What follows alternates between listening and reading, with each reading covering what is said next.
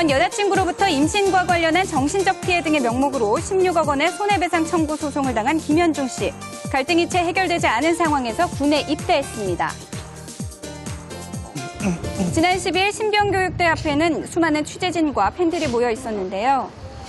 이들 사이로 모습을 드러낸 김현중 씨. 모자를 눌러쓴 채 무거운 걸음을 옮겼습니다.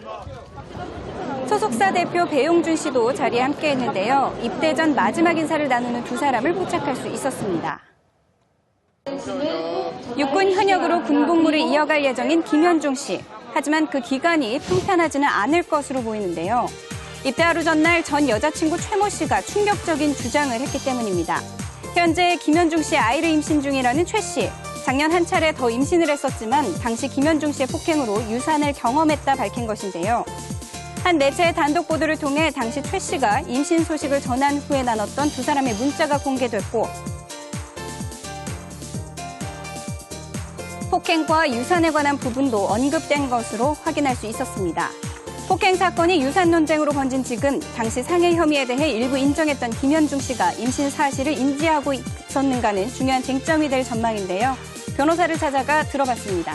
그 5월 30일로부터 불과 며칠 후인 6월 7일 날 제주도에서 찍은 사진을 보면 얼굴에 전혀 상처도 없고 팔에도 전혀 멍이 없습니다. 그 당시 임신 중에 폭행당해서 유산됐다고는 하지만 그 소장에 임신 진단서도 없고 유산에 따른 치료에 대한 치료 내역도 없어요. 현중 씨도 의뢰인이 임신했다는 사실을 잘 인지하고 있었습니다. 만남을 가진 동안에 서로 이제 주고받은 문자라든지 기타 관련 자료들이 충분히 있습니다. 모든 진실은 법원에서 밝혀질 것이고요. 양측이 팽팽하게 맞서는 가운데 지난달 최 씨가 김현중 씨를 상대로 낸 16억 원의 손해배상 청구 소송에 대해서도 새로운 사실이 드러났습니다.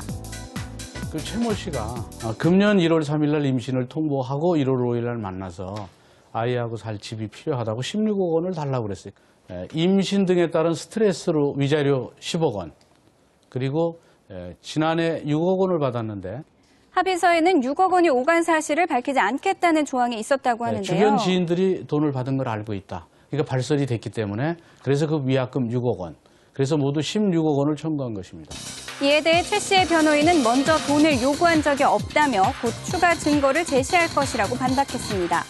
치열한 진실 공방, 사생활 논란과 소송을 뒤로하고 입대한 김현중 씨는 자필 편지로 속내를 드러냈는데요.